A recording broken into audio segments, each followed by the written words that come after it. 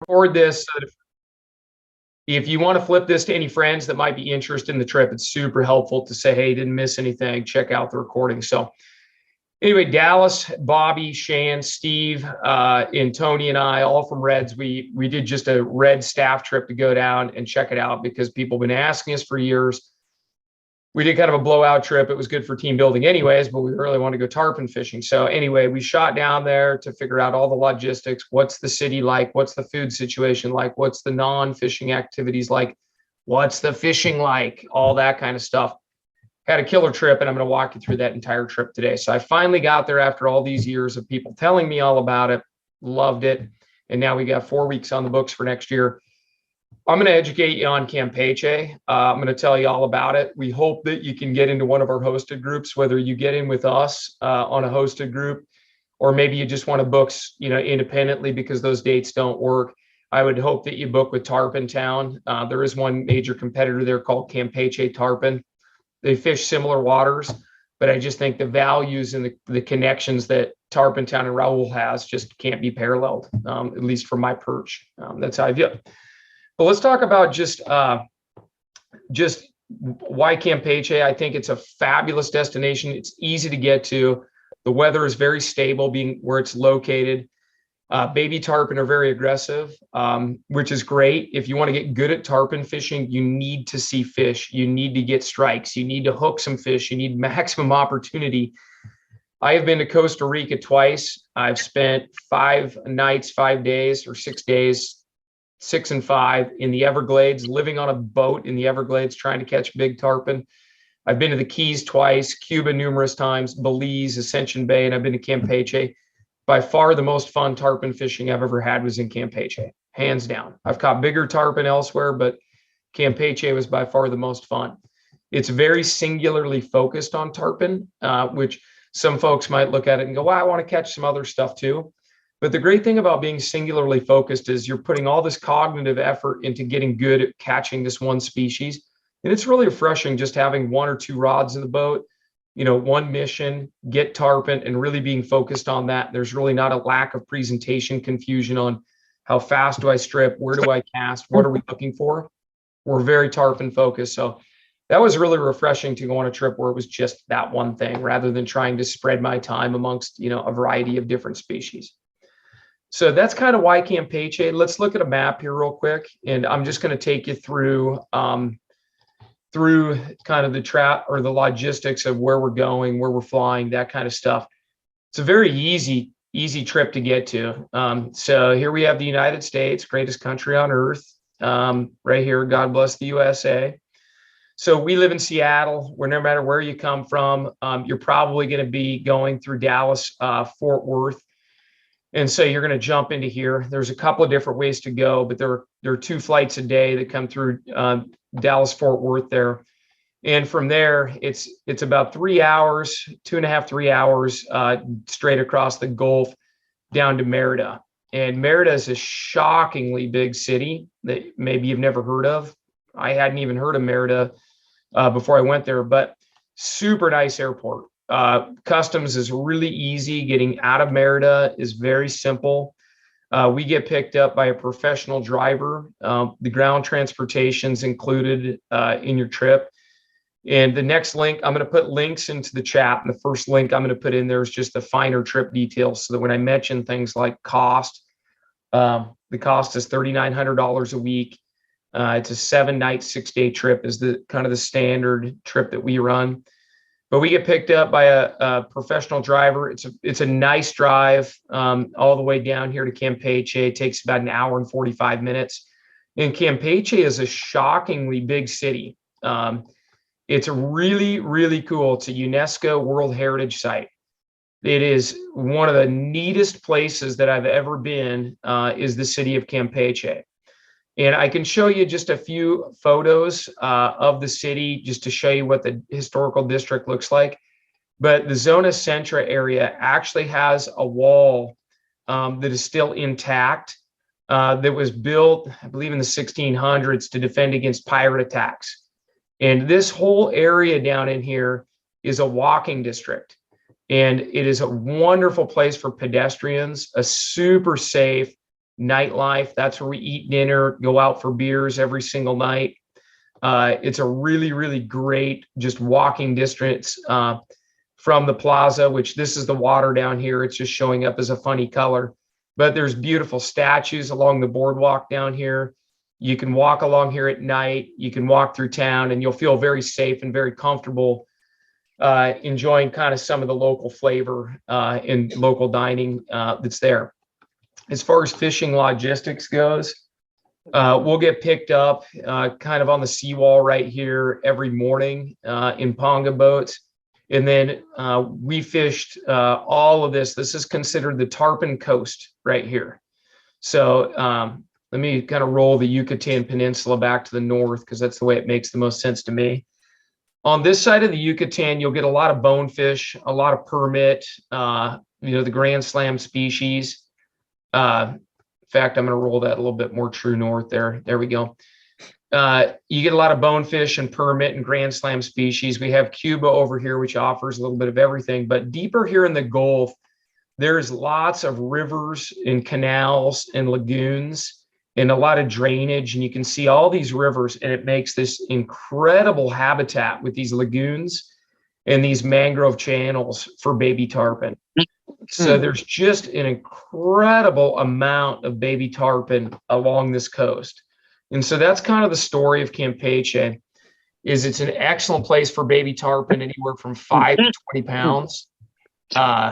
It's anywhere from 5 to 20 pounds. And whoever, I think it's Bill, if you can mute that, that'd be great. I can't seem to find you on my board of viewers here, but oh, there you are. Anyway, that coast is great, loaded with baby tarpon, lots of opportunity. Let me refer to my notes and make sure I don't go out of any order. But if you have any questions so far that you just want to make sure that I don't forget, please hit them.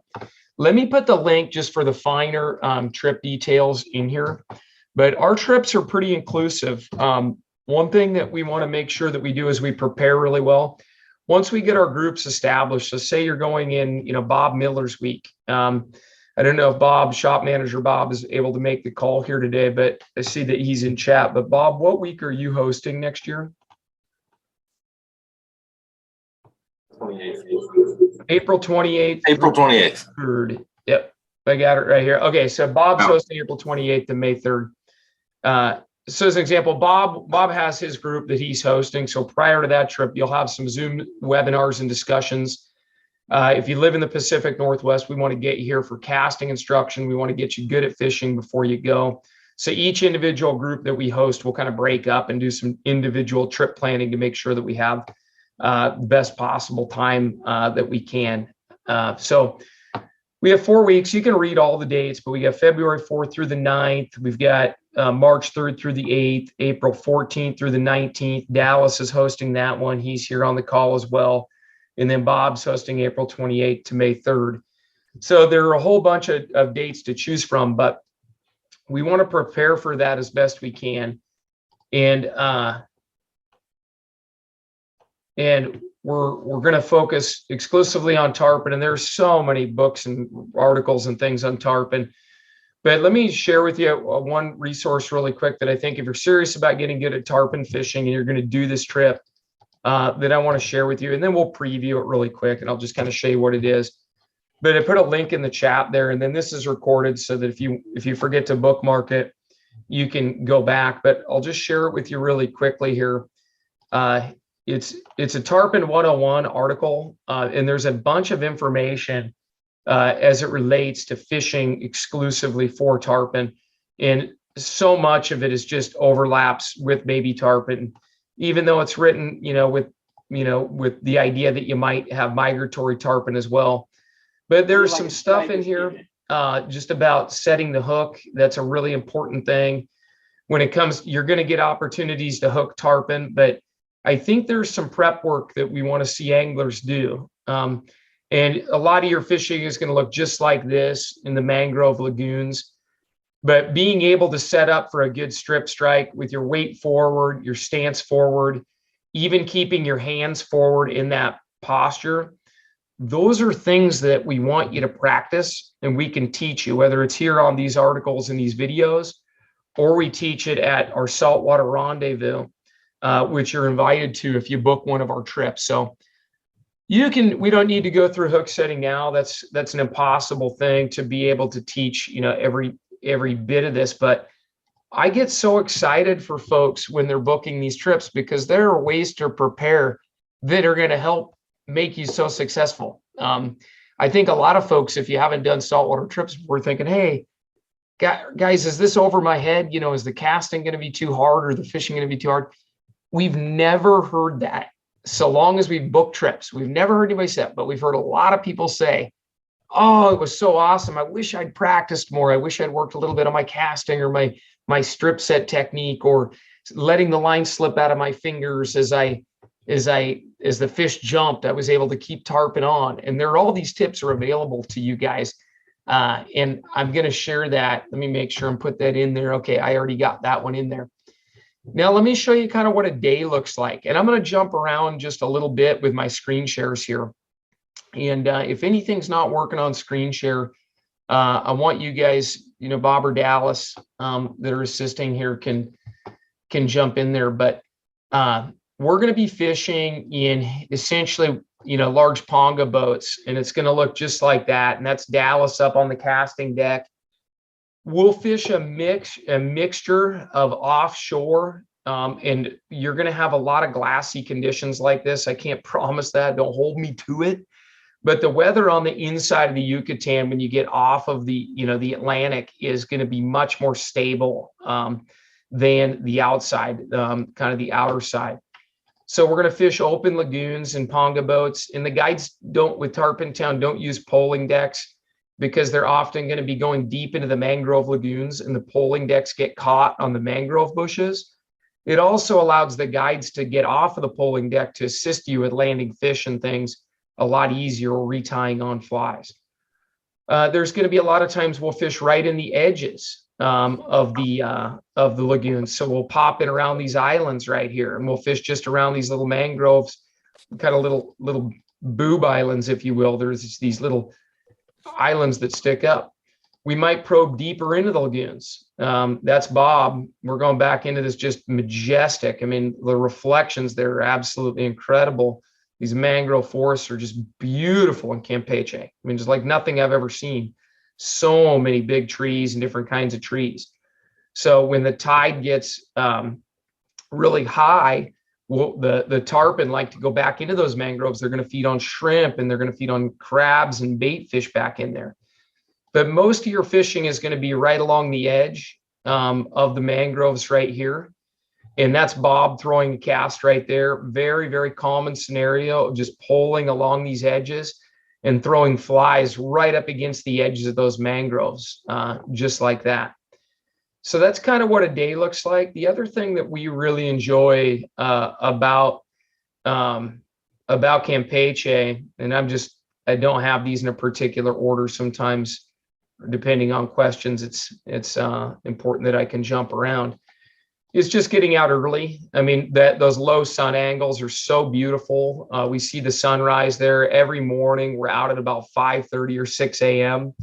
That glassy dawn light. There's Dallas throwing casts at rolling tarpon over those glassy, that glassy bay, which is something you don't get on a lot of trips, is the ability to get out early, because what we're doing here is we're casting at these schools of rolling tarpon, oftentimes in that low lights. The great thing about tarpon is they roll. So when it's glassy on the surface, that's how they have a tendency to be on the surface a lot more frequently than, it plays really well to tarpon to get out early and be able to do that. So our best bite was always in the morning. One question people always have is about tides. Like, hey, Joe, when are you planning these trips? Are you working with the tides? There's about 3 vertical feet maximum tide swing in this area. And I've talked to Raul extensively down there. We sat down, we talked all about tides. It has so much more to do with the wind, the weather, the temperatures. High tides can be great for the mangrove fishing. Often those big tide swings really move fish, and we see a lot of moving fish. So there's pros and cons to various tides. We don't try to outsmart ourselves and plan on, high tides, low tides, or anything. We think throughout the time that you're there, you're probably going to get to access some great, exciting mangrove fishing deep in the lagoons, and you're probably going to get some offshore fishing at low tide. When the fish move out for low tide out into the open water, you're probably going to get a good mix of those at any time that you're there. So that's got my answer about tides. One question just came in. I love the chat.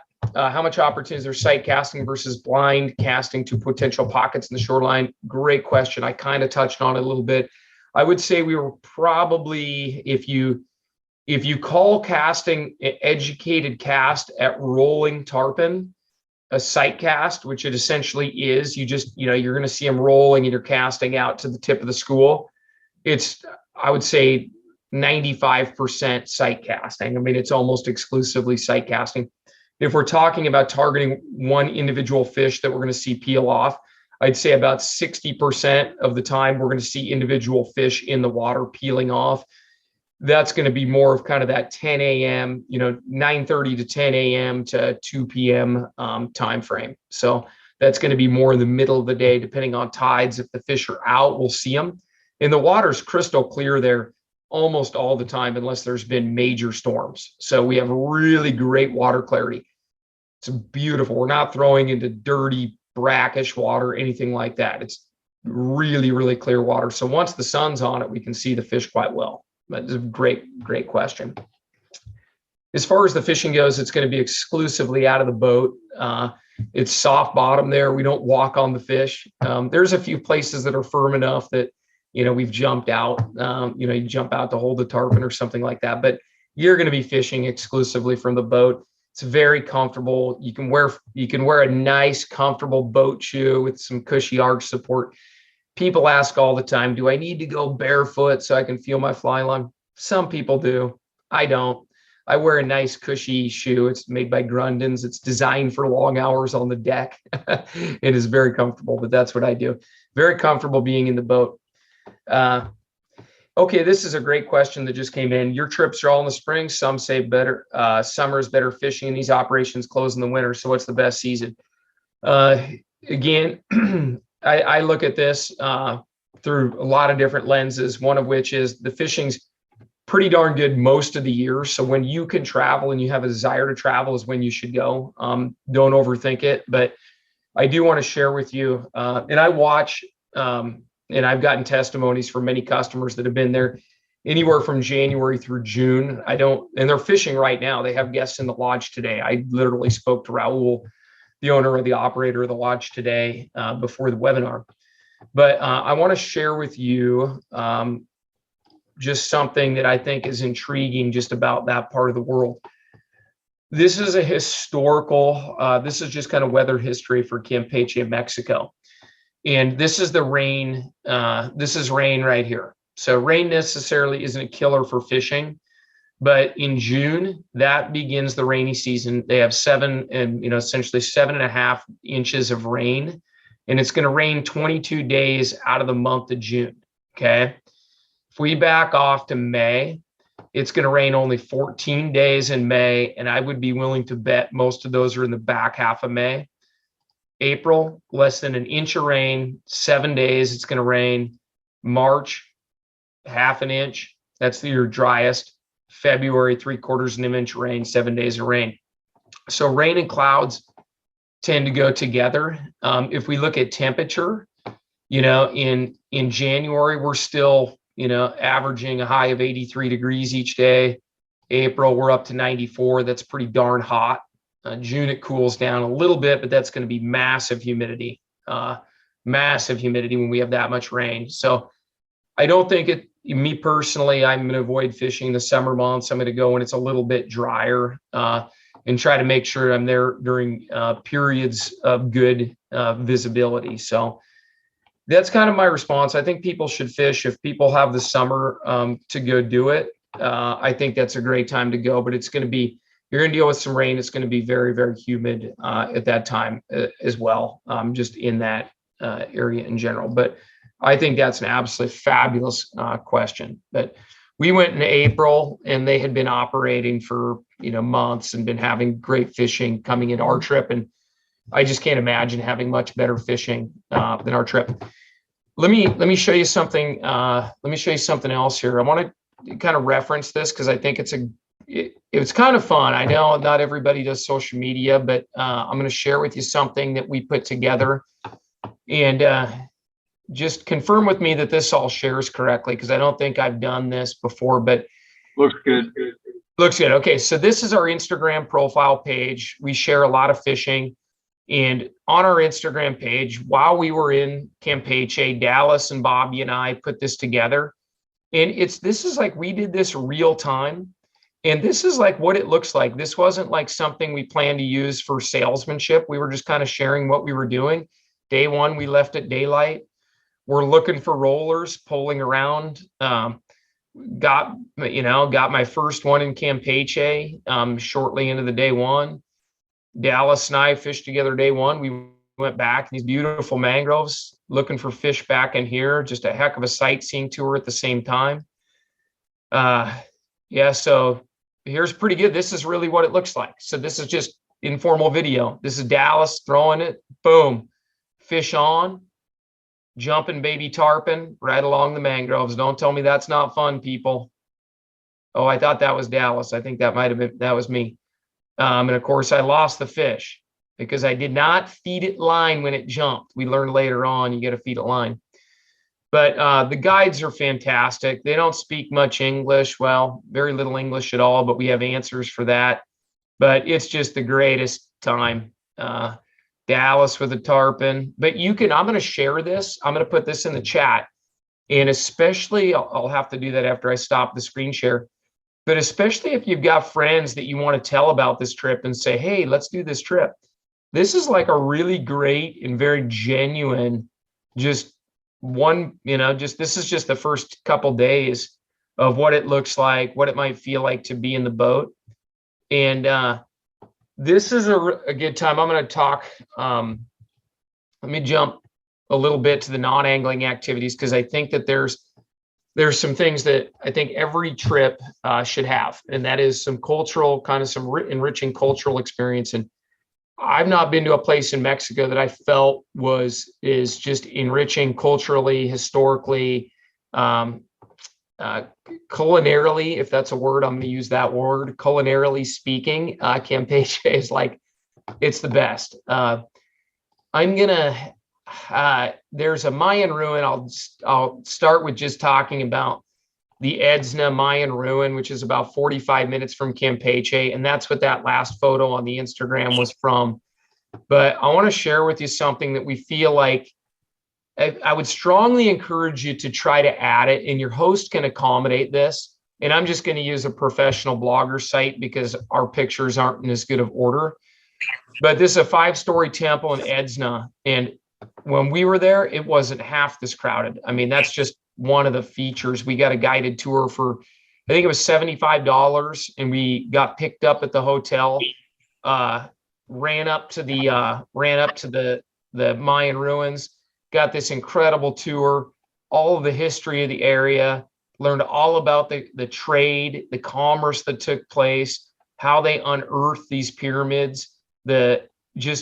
It was absolutely fascinating what we did. And it was a really easy add-on that we did. Literally, we fished in the morning for the peak of the bite.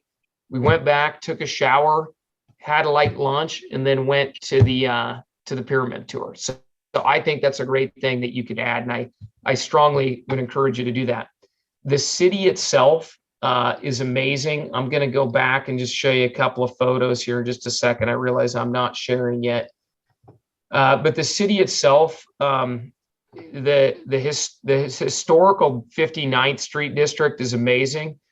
And then, this is one of the Catholic churches that's there.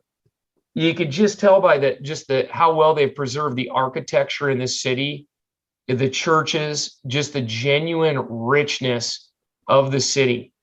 This is actually a UNESCO sponsored model of the city and what it looked like. And this wall is still intact that you can see here. And this is what the city looks like. And this is the central zone. We walk that every evening just to go have dinner. and have dinner, drinks, and do happy hour in this really amazing city. And I can't nearly do it justice. I mean, it's a really, really great experience that we have there. Let me go back and finish just a little Insta story here. We'll talk a little bit about tackle, and then we'll just go for like live fire questions and answers. We start every morning. It's really fun being in a group. If you're booking as a single angler, no problem. You'll boat pair and you'll room with another single angler, and we'll mix those single anglers up during our trip. There's a shot of the church that I showed you that was just beautiful. There's lots of historical buildings. This is 59th Street at like 3:30 p.m. after we get done fishing. We have a couple of cold beers. We walk around. There's shopping. There's wonderful restaurants. Bobby with some more tarpon. Watch this take here. This is what it looks like. Oh, that's not the one I'm thinking of. Getting started in the morning, more tarpon. Fishing in the open water here. That's one of the flies that we like to use, called the salty mullet. There's the salty mullet again. Jumping more tarpon. You can see how glassy flat it is. That boat is from our party. So when one of the captains finds a good school of fish, there's communication. Our party is going to get on that school of fish, and we're hopefully going to have some action. Trying to get doubles on tarpon here. Now here's Bobby catching them. Bobby or Shan, one of the two. But I want you to watch the strike.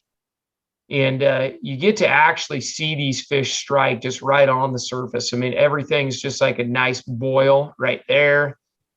And the tarpon are, they're 5 to 20 pounds. They're not super big. Now, this is what 59th Street looks like every night. You have well-dressed waiters, fine dining, wonderful, wonderful atmosphere down there, super safe, just great restaurants. And our trips, I think I mentioned this really casually when we started, but our trips include all the guided fishing, the lodging, the ground transportation, breakfast and lunch.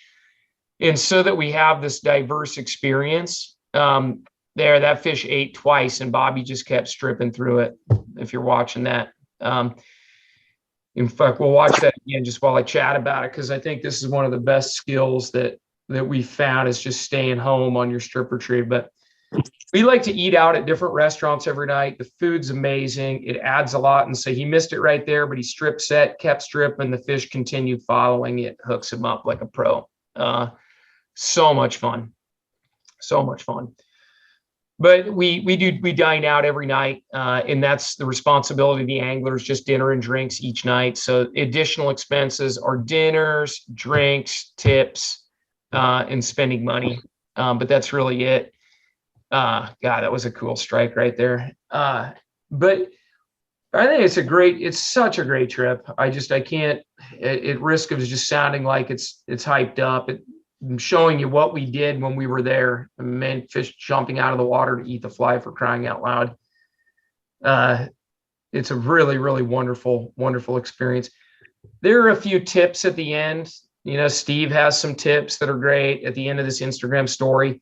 Tony, one of our partners here, and just such an accomplished saltwater angler, extremely humble, extremely good fisherman. He shares some really good tips.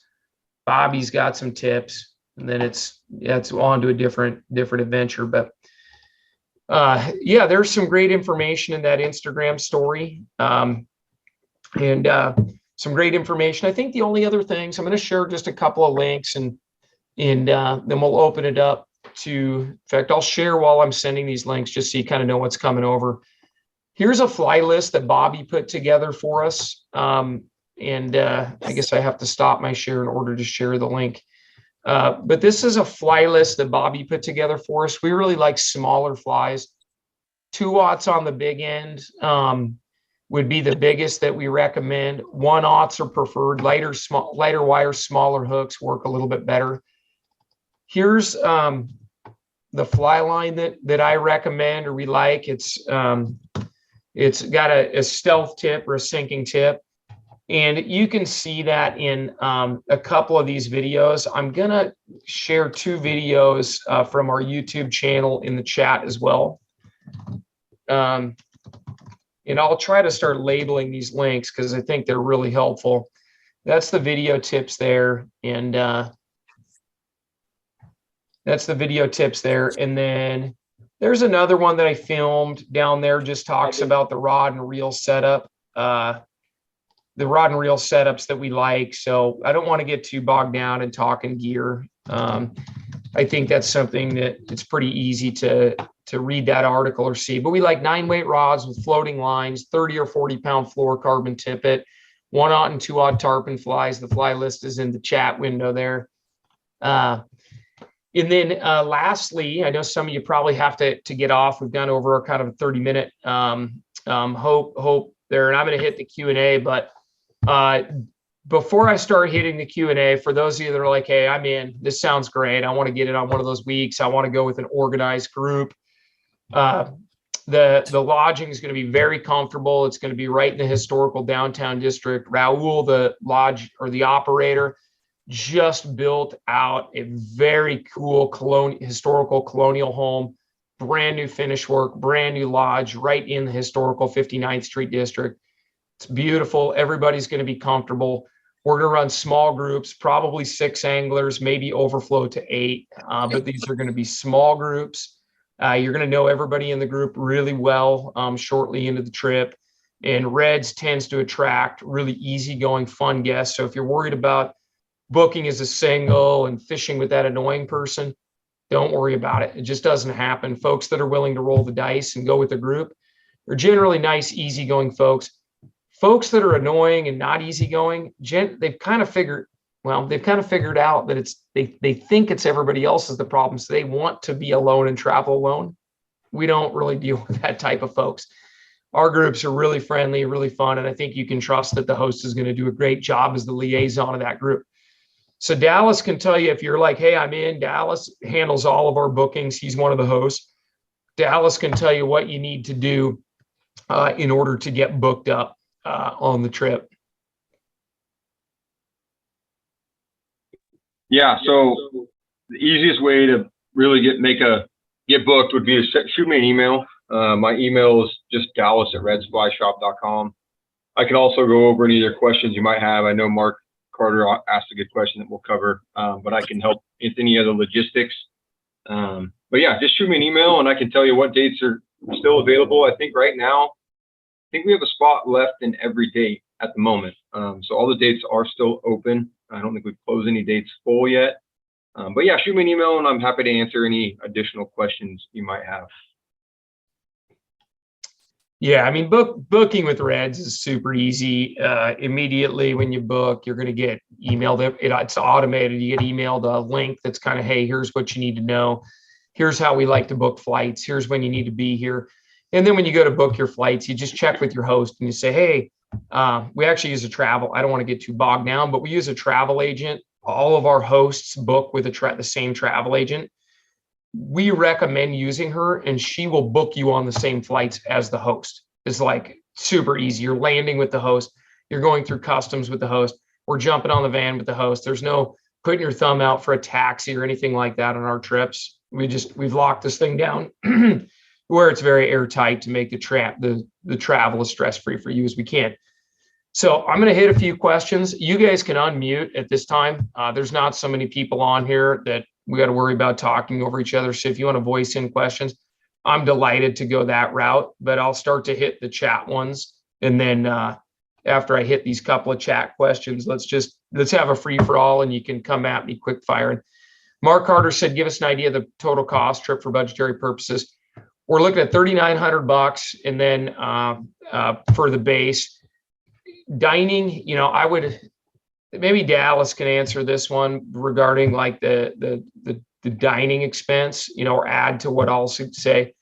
We like to tip our guides well at Reds. We're going to tip them $50 per angler per day. We want to see the guides get $100 tips. They do a great job for us. And when Reds shows up, man, a little tip money goes a long ways paying it forward to the next Reds group. So you're really looking at about $300 in tips for the guide. And then you're looking at about $20 in tips per day. Now $20 in tips probably for the lodge staff. And then, so we're looking at another 100.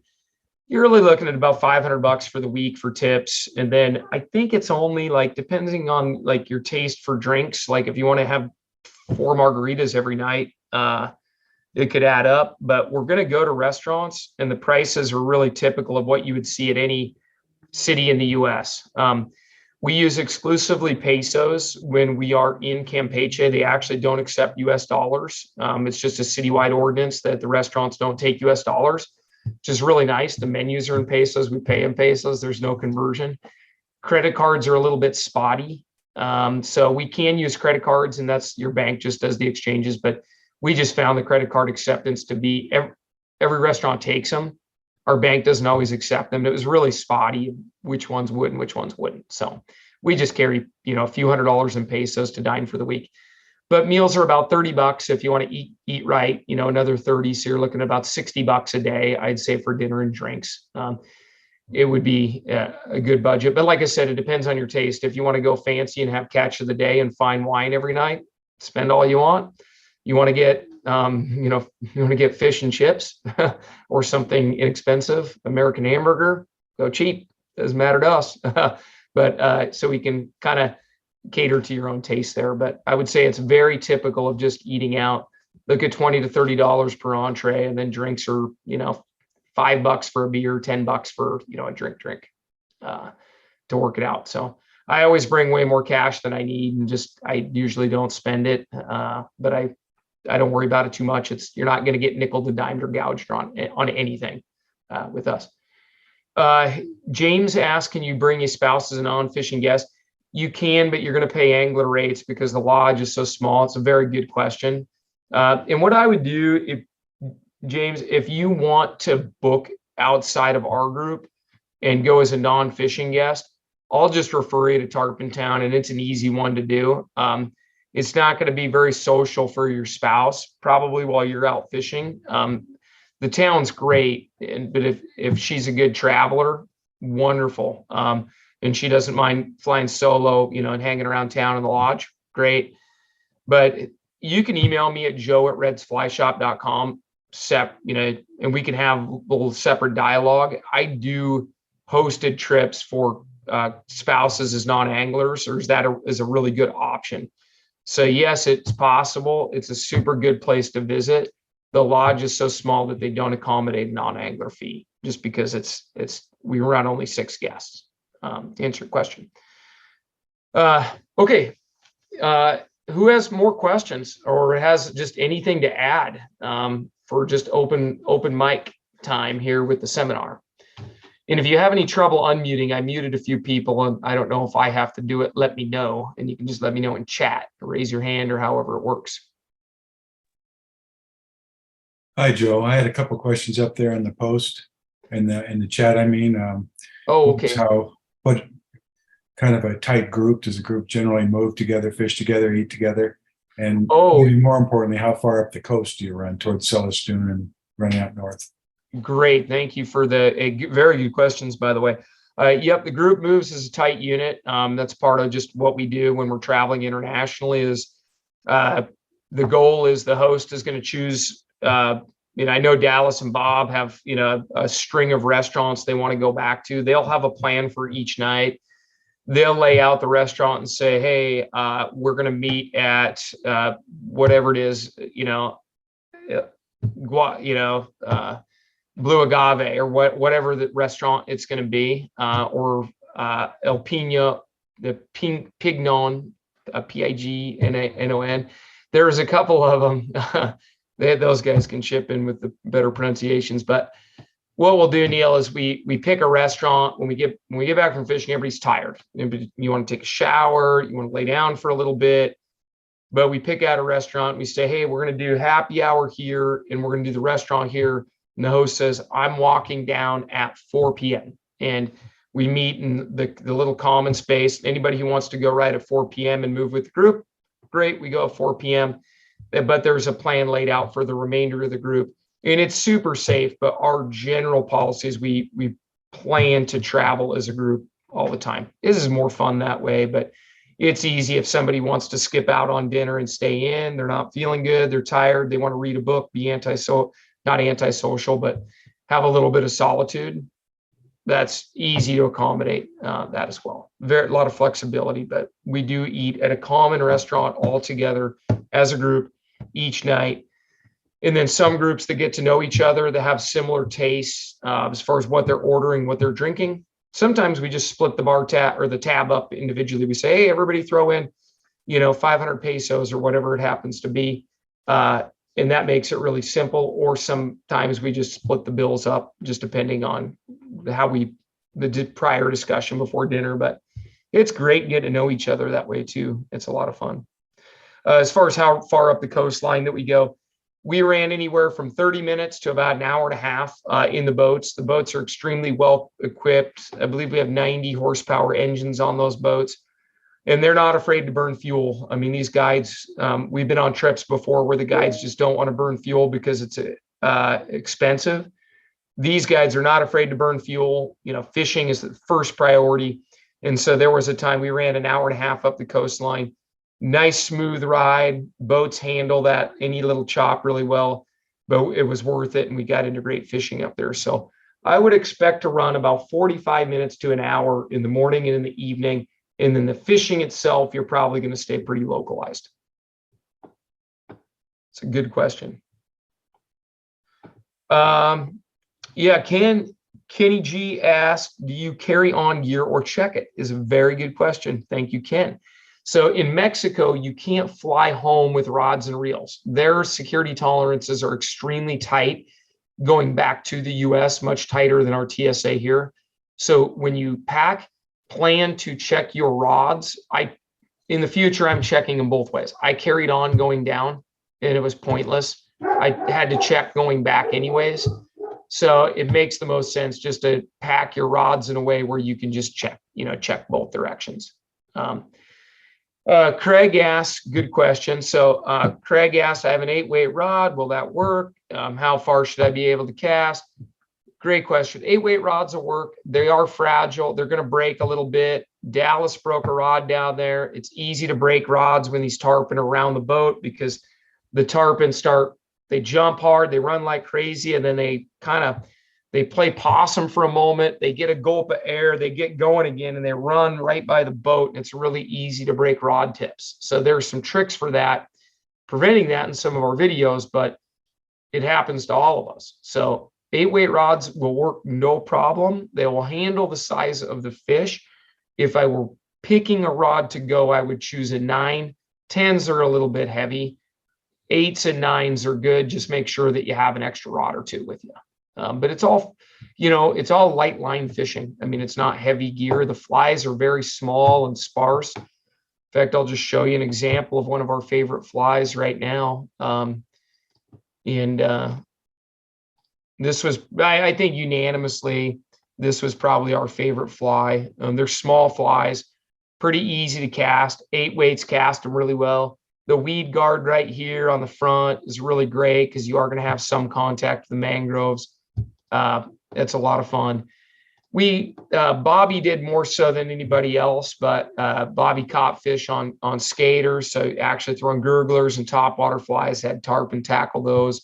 It's a great destination for that. It's a lot of fun, but most of the flies are pretty light. Mark Carter asked, for a first-time saltwater trip, would you recommend this trip or Ascension Bay? 50-50. If fishing on foot is important to you, Ascension Bay is the easy choice.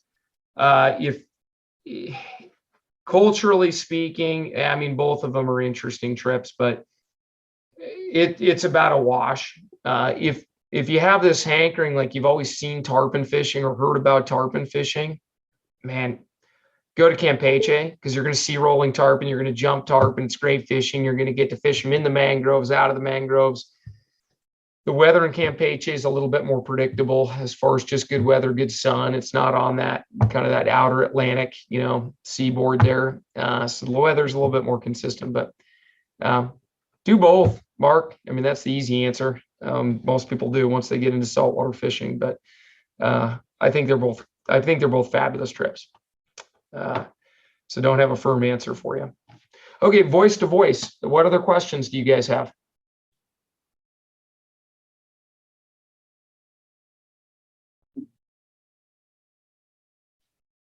All right. If we don't have any more questions, I would just say I'm going to put email addresses in the chat window right now. Okay.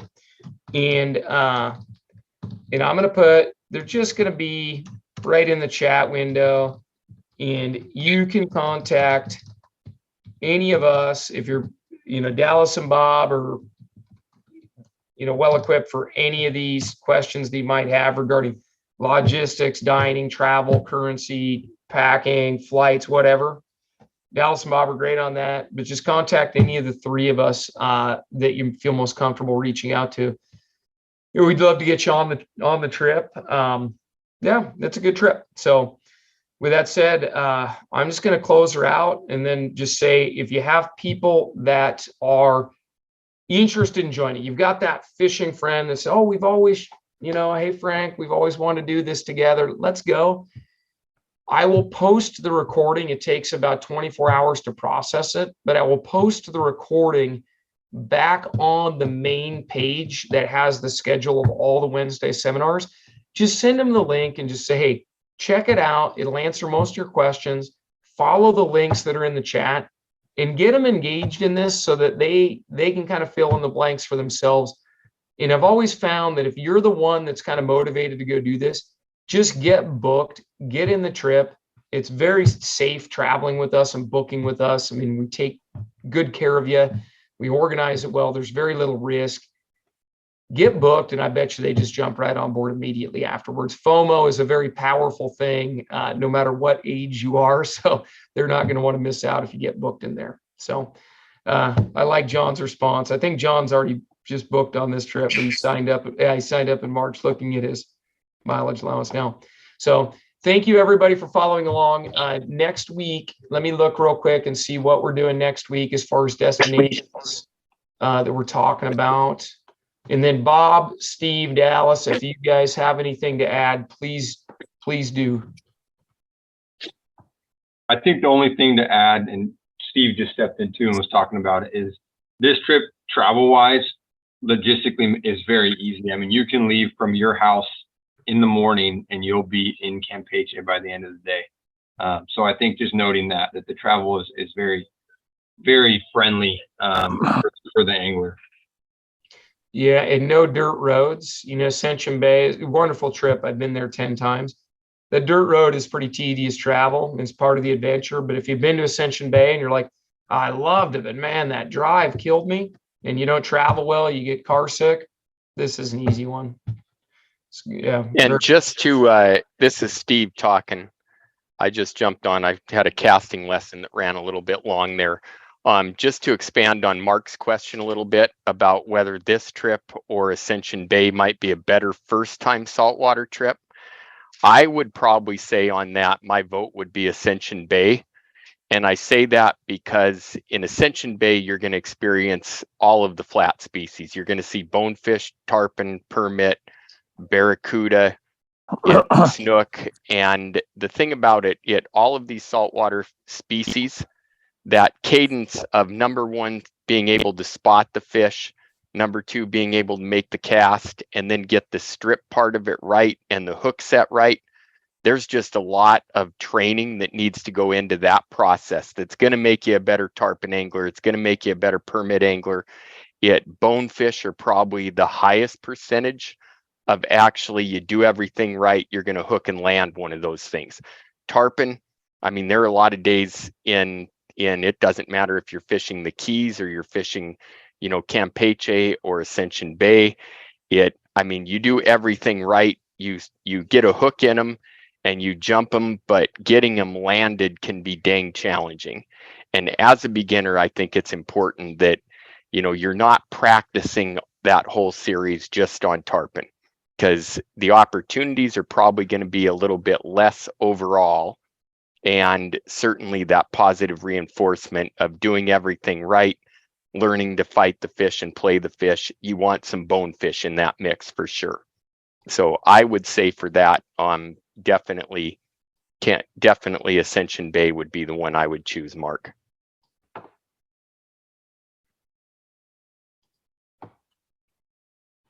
Yeah, I think that's well put. I mean, yeah, bonefish are kind of the core flat species, so it'd be nice to start out on those. A couple of other questions. Neil asked just how was the winter season in Tarpon Town? I started really closely following along this last December and just staying in touch with Raul and listening. And social media is great because you can kind of spy on, folks or kind of see what's going on. And they were fishing pretty consistently from December all the way to when we got there in April. And that really is like January, February really is the dry season. So I think as you get into the summer, as I understand it, the average size tarpon that they're getting gets a little bit bigger, not a whole lot. I mean, we're still talking max size, kind of 20 pounds with any consistency. Starts to get a little bit bigger later in the spring. So looking at May is kind of a better month for some larger tarpon, but we're not talking about migratory fish. We're talking about just slightly larger fish. And that may be because those juveniles are growing and they're outbound fish and they're eventually going to move out into the Gulf of Mexico. But if you're thinking about like Christmas time, January timeframe, I definitely wouldn't, hesitate to plan a trip, but I would probably think about, February, March, April is kind of prime time. As far as nice temperatures and dry weather and still, good fishing. And I would avoid the fall personally. That's the time of year I would avoid myself. Okay, well, if there's no further questions, I'll share next week. We're going to do Christmas Island. Bobby just went to Christmas Island. It's back open again. He's got a fresh report. He'll do lots of talking next week. And so we'll talk Christmas Island, but on that same page, you can see those. I will post the recording for this, and I'm going to say schedule and recording in the chat for this one. And you can get the recording there about 24 hours. But yeah, flip it to your buddies. Get on this trip. It's very exciting. Easy one to plan, easy one to take. So if there's no more questions, I'm going to patch out in the meeting. And for James, yes, Colton Honey does work at our shop. I saw him this morning and I will tell him that you said hello. So thanks, everybody. Have a great rest of your day.